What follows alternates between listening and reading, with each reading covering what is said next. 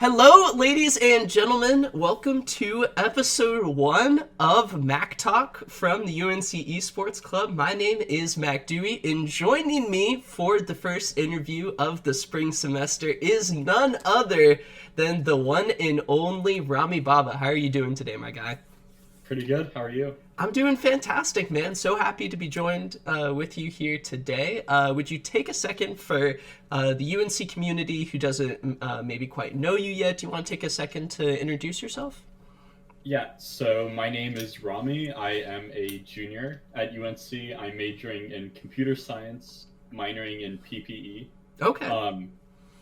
I started off as the AD carry for junior varsity last year.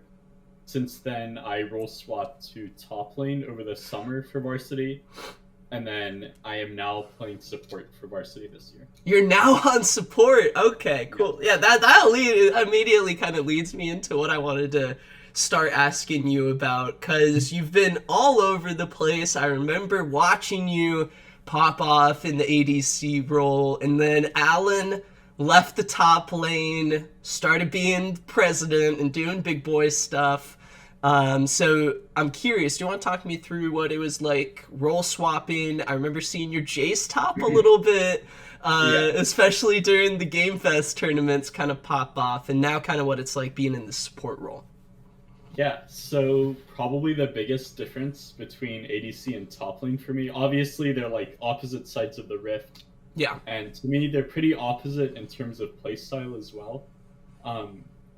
As ADC, it's kind of your job to be as greedy as possible. Take all the resources, take all the farm. Like, you're never supposed to die. Everyone dies for you. Everyone protects you, heals you. And top lane is kind of the opposite of that. Yeah. Like, sometimes you're just left on an island. Like, you're playing a tank, or you're in a counter matchup and you're just like, life is suffering, and that's just top lane. Like, if the matchup is bad, there's nothing anybody can do to save you. Like, it can just be painful sometimes, but it's also very rewarding, I think, because in the bot lane there are two players, right? Yep. So your play matters just as much as your support and the enemy support and the enemy ADC, of course. So it's a lot harder for your individual plays and mistakes to show when you're playing ADC, especially in lane phase, because support kind of dictates the laning phase a lot more than ADC does. Your job is mostly like mid to late game, but top lane, it's like I said, it's an island, so every single click you make,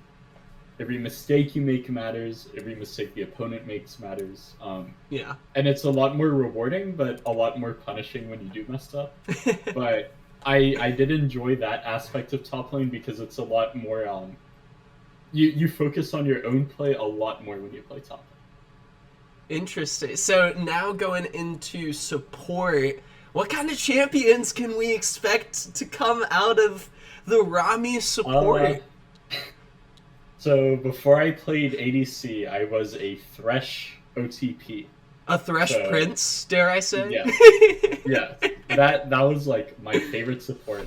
Yeah. Honestly, I think it still is my favorite support. He's a very interesting champ. Yeah. You can punish opponents, you can save teammates. There's a lot of utility in his kit. They keep trying to nerf the champ, but but you can't. You can't nerf Lantern. Like the champ is just so good. Other than Thresh, I remember I was playing Flex with some of my friends once, and I was like, just pick me a support champ, and this is going to be my new main. And they tried to pick me, like, the least Romi champ they could think of. They left in Lux for me. That is what... Would you agree with that? That is the least Romi support champ? It's probably one of the least Romi supports, but I ended up loving it. Like, the champ is so strong right now.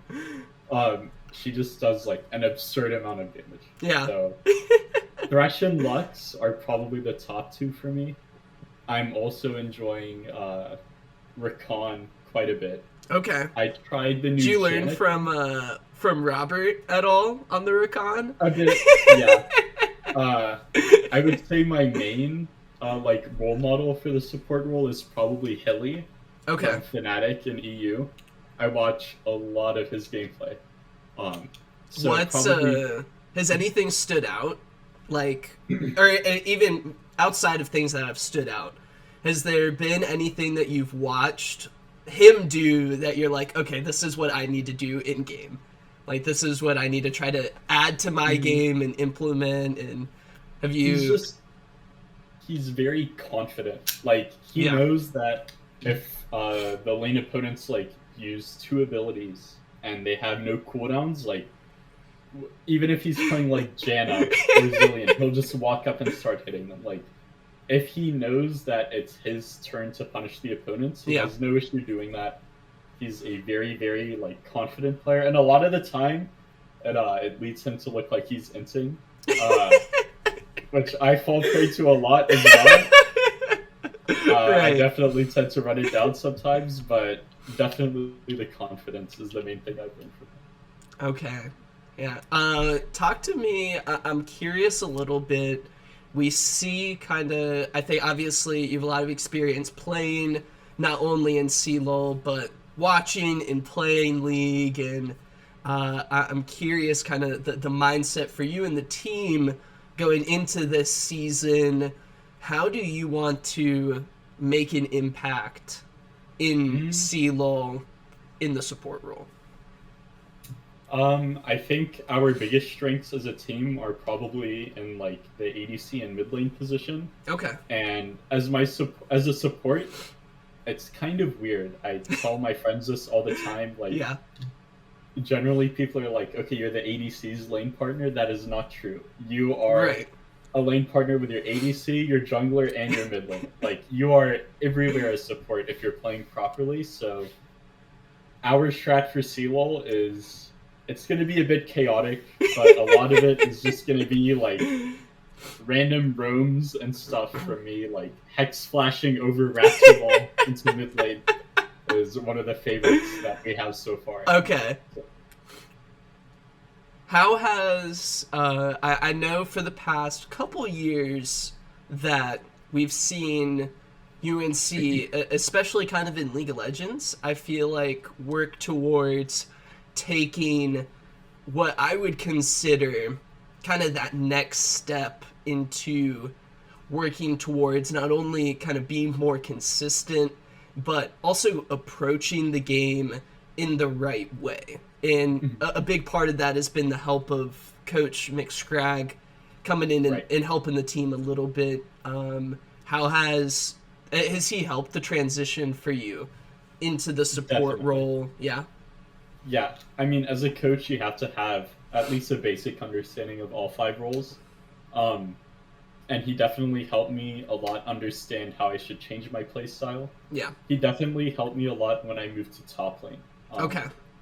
He told me not to worry about learning tanks right off the bat, for example, because as an ADC player, I was used to being in like that carry position. Right. And that's why I usually found myself on champs like Jace or Yeah. Camille, because those fit my playstyle more. So Coach really helped me mold my playstyle as an ADC to a completely new role.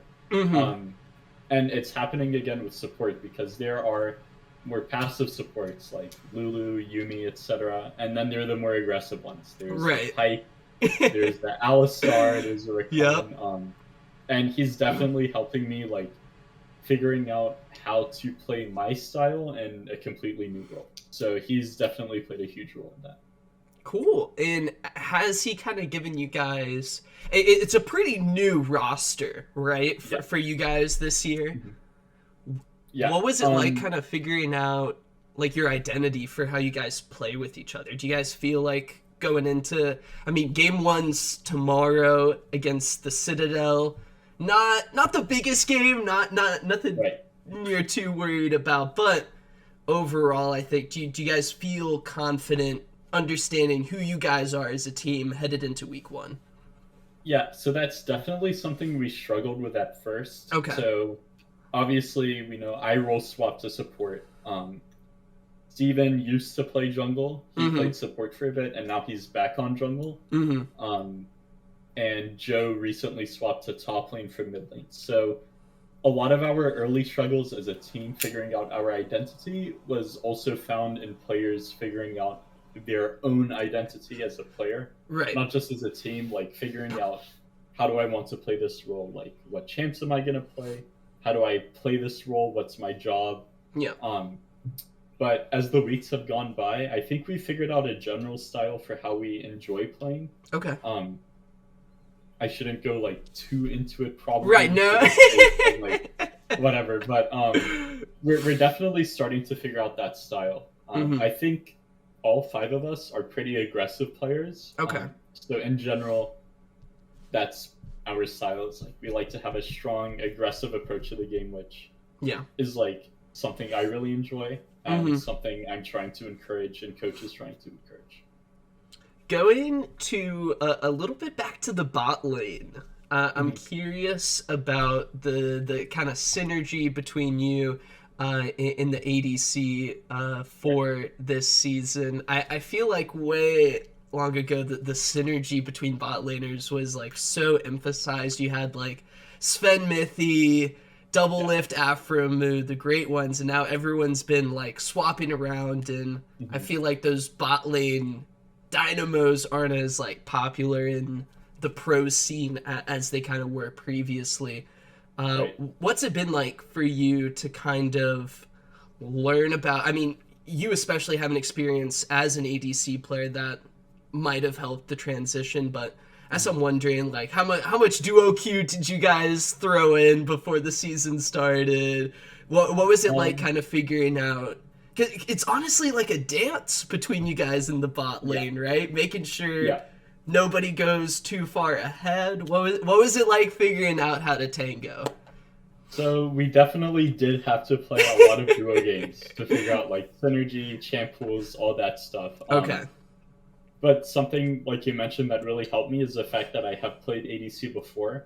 So a lot of the ways I play support, because Adrian plays ADC in a very similar style to me. Yeah. I see like a lot of similarities between our gameplay. So for me as a support, a lot of my thought process is if I were the ADC here, what would I want my support to do? And that's kind of the easiest way for me to adjust to the role, because ADC, like, you have to know what you want from your support, because like I said, they matter just as much, if not more than you do in the lane phase. So as far as lane synergy goes, I just try to think like, what would I want myself to do if I were the ADC? And that's kind of what I do. A lot of it involves me dying for the ADC. But that's what like, that's what past Romi would want you to do. Exactly, right? Exactly. I know what I would expect of myself, and I'm not afraid to deliver on it. Alrighty, Romi. I think that's kind of all the questions I have for you. But as I kind of want to establish a tradition here on MakTalk in episode 1 here, do you have any shout-outs that you kind of want to give out? Shout outs to Coach, obviously, for helping us through all the transitions.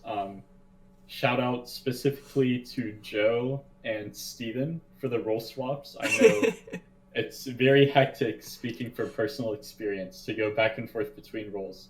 So yeah, shout outs to those 3.